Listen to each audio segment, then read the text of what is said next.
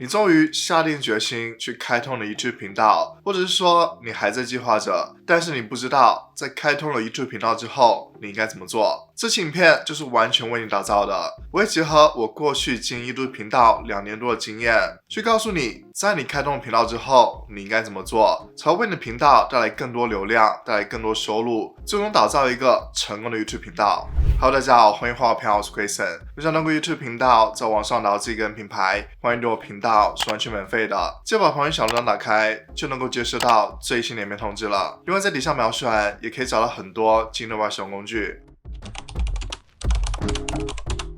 首先第一件事就是找到你频道针对观众，找到你频道针对观众这一点非常的重要，但是有很多人在开始的时候就忽略了这一点。如果你的频道有了针对观众，就证明你的频道有了方向，你的内容有了方向。你需要了解到你频道针对观众，他们的痛点，他们需要什么，然后你的任务就是做出内容去满足他们需求，去解决他们痛点。如果你不知道你频道针对观众，那么在很多时候你就觉得很迷茫，在想影片话题的时候，你会不知道应该做出什么样话题的影片，你也不会知道观众是否感兴趣这部影片，所以很大可能你做出来的影片观众都不感兴趣，这样就会导致你的频道很长时间都会没有流量。任何一个成功的品牌都是有一个清晰的针对观众的，他会深入研究针对观众他们的兴趣，他们想要什么，他们的痛点，而再做出产品或者服务去满足观众的需求，去解决他们痛点。至于这频道也是一样，定义你频道针对观众，做出他们感兴趣的内容，这样的频道就会自然获得很多流量，这些观众也会乐意订阅你的频道。第二件事就是频道设置。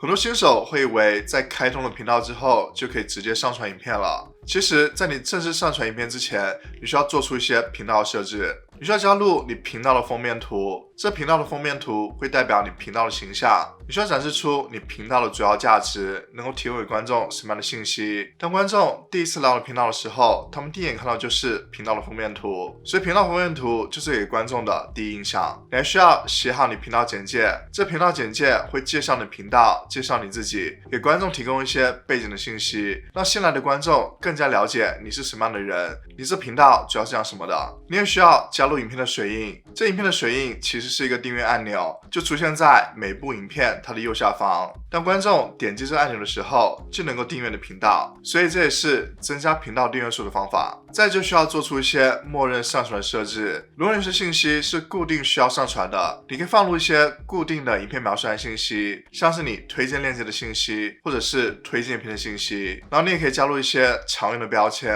这样在你上传影片的时候会更加方便，节约你的时间。最后一个非常重要的设置就是功能使用资格设置，有2个部分。首先第一个部分就是默认功能，默认功能包括上传影片、创建播放列表、将协助者添加到播放列表中，以及将新影片添加在现有的播放列表中。还有一方面就是需要验证手机号码才能够使用的功能，在经过验证之后，你就可以上传超过15分钟时长的影片，你可以上传自定的缩图，可以开始 YouTube 的直播，以及对 Content ID 版权主张提出申诉。第三件事就是你要设定一个稳定的更新频率。开 YouTube 频道非常的简单，你需要花半个小时就能够开通一个 YouTube 频道，但是这只是小小的一步。如果想要让你的付出得到回报，你想要建立一个成功的 YouTube 频道，去建立影响力，去建立个人品牌，你就需要严格的要求自己，去保持一个稳定的更新频率。有3个原因，首先第一个原因就是 YouTube 演算法非常喜欢一个稳定更新的频道。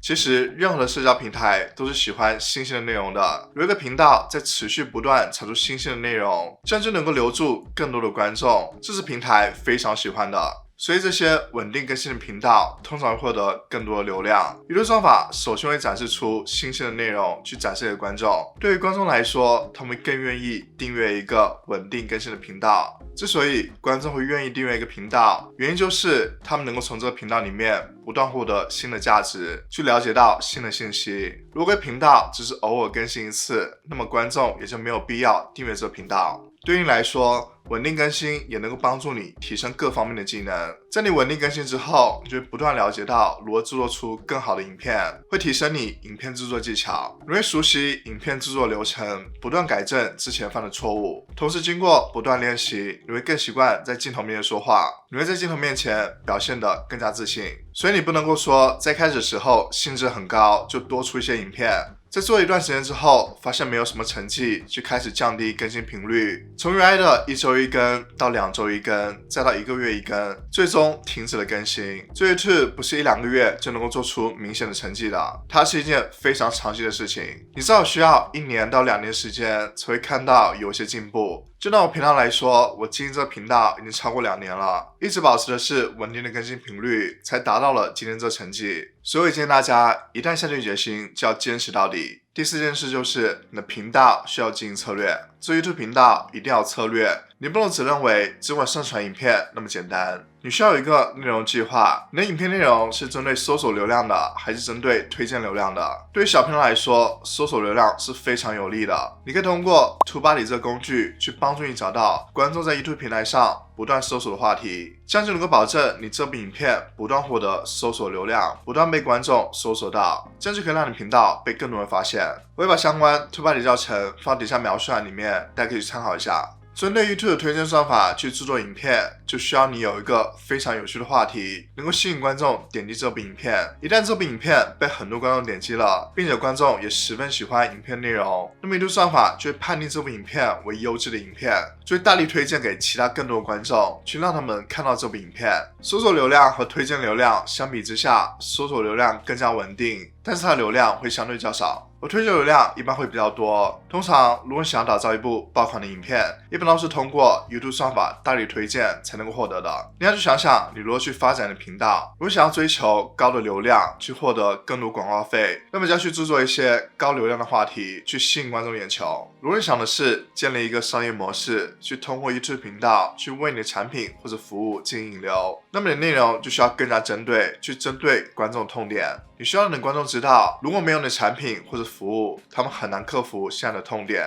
很难满足他们现在的需求。第5件事就是你要逐渐升级你的设备。虽然我一直说设备不是第一重要的，在你刚开始 YouTube 频道的时候，你可以先使用你身边已有的设备，但是如果想要走得更远，就需要你逐渐提升你的设备的。音质是第一重要的，你需要买一个收音好的麦克风，你们的声音是否听得清楚，是决定观众是否要继续观看这部影片的关键。如果观众一打开这部影片，发现他们听不清你在说什么，那么他们就会立马关掉这部影片。然后就是画质，在你有经济能力的时候，你可以购买一台相机，好的画质会让观众看得更舒服，会提高他们观看的时间，同时会提高你影片制作的专业性。再来就是灯光，我建议大家一定要去购买一个打光灯，光的画面也会让观众不想继续观看这部影片，灯光也可以非常大的提高整部影片的画质。大家可以参考我的描述栏，也会推荐一些我正在使用的设备。第6件事就是你的品牌需要多渠道发展，我希望大家都能够多渠道发展自己的品牌。有很多人认为经营社交媒体自己获得粉丝就属于自己的，其实并不是的。因为你所属的平台可以随时关闭你的账户，一旦你账户被关闭了，那么就失去了一切。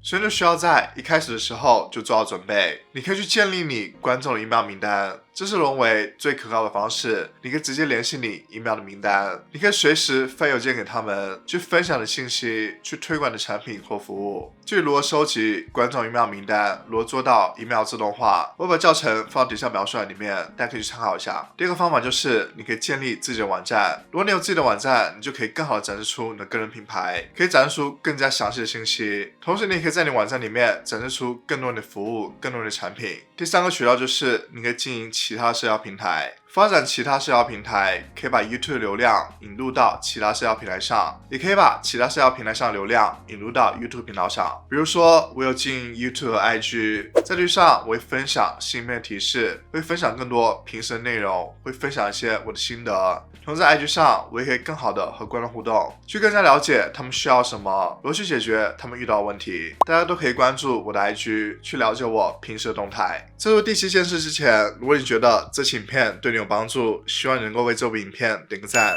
这样就能够让更多的观众看到这部影片了，并且对我频道也是非常大的支持。第几件事就是你要不断强化你频道的品牌。大家做 YouTube 频道不能简单的想就是我去做一个分享影片的频道，你需要往大的想，就是做一个个人品牌。所以就开始慢慢注重你缩图的风格，在缩图上使用什么样的颜色，使用什么样的字体，你的缩图如何排版等等，这些细节都会帮助你强化你的个人品牌。比如我的频道，我的缩图都是使用干净的背景，我的文字都使用2个颜色，黄色和蓝色，所以观众能够一眼认出这是我的缩图。观众来到你频道也能够感受到你频道基调是活跃还是沉稳，是颜色简洁还是颜色丰富，这些观众都能够一下子感受到。第8件事就是你要多看YouTube 影片，想要提高影片的制作，你就需要多看其他人的影片。你不只是需要看其他同领域的影片，你也可以去看看别的领域他们的影片。我就使用了这个方法，去得到了很多影片制作启发。例如说，我可以了解到其他人是如何叙述影片的，是如何讲故事的，他们是如何和观众进行交流的，是如何剪辑影片的，他们在影片里面切入什么样的元素，去让自己的影片更加丰富。这些在你看其他人的影片的时候，你都能够留意到，你可以把这些要点都记录下来，然后在你制作影片的时候，你可以去看看这些技巧有哪些可以运用到你影片的制作上，这样你就可以不断提高你影片的制作，会让你的影片变得越来越好看。第9点就是借鉴他人缩图的设计。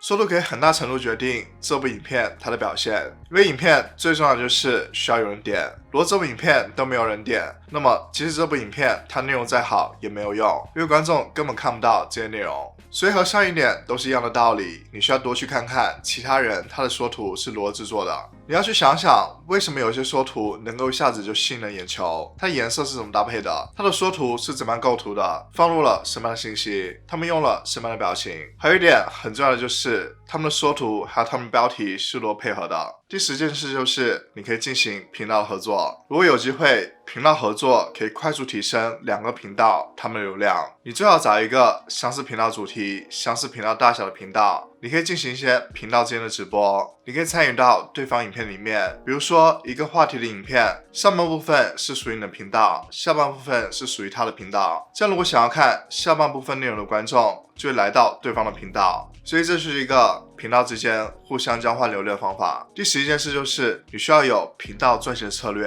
大家经营对频道最终的目的就是想要获得一些收入。其实通过YouTube频道，你可以获得很多方式的收入。大家最熟悉的就是广告收入，但是广告收入需要有一定条件，就需要达到1000个订阅人数，还有4间小时观看时长。所以我建议大家不要把广告收入当成是唯一的收入来源，在获得广告收入之前，你还有其他的方式去获得一些收入，例如说联盟行销，任何人都可以开始联盟行销。你可以推广一些你使用过的适合你频道观众的产品，一旦他们购买了，你就能够得到一些佣金，或者是说你有一些知识可以提供一些专业的服务，例如说你是一名平面设计师，你在你频道里面分享一些平面设计的技巧，那么就可以提供一些平面设计的服务，相信会有很多的观众都需要这些服务。或者说你可以提供一些线上产品，线上产品不需要是线上课程，可以是一些简单线上产品，像是一些预售模板等等。例如说你是一名摄影师，你在 YouTube 频道里面分享了很多摄影的技巧，那么就可以出售一些你在修图的时候用到一些颜色预设，相信会有很多人都需要这样的预设去达到你修图的效果。第12件事就是你要做好你的财务整理规划，这一点比较适合于想要通过 YouTube 频道去进行网络创业的人。我建议大家去设定专门的账户去管理你 YouTube 频道专门的财务，这就可以看到每个月你有多少收入，每个月你的支出有多少。如果你设定了一个收入的目标，你就可以清楚看到离你的目标还差多少收入。另外，这样的详细整理规划对你在报税的时候也是非常有帮助的。很多观众都告诉我，他们花了很多时间还有精力去放在了频道经营上面，但是很长时间了都看不到成绩。很大原因就是你把重心放在了不重要的地方。所以希望今天这期影片能够让你知道，在你开通了 YouTube 频道之后，你应该把你主要的时间还有精力放在哪些地方。因为我也准备了一份影片上传清单，里面会告诉你如何正确上传一部 YouTube 影片，再配合上这些教程，能够让你清晰的知道正确上传一部 YouTube 影片它的流程。如果你觉得这期影片对你有帮助，希望能够为这部影片点个赞。如果你还想了解更多关于 YouTube 内容，欢迎对我频道打开旁边小铃铛。如果想和我更多互动，可以关注 IG， 在底下描述栏也可以找到很多精准版的使用工具。那么下次再见，拜拜。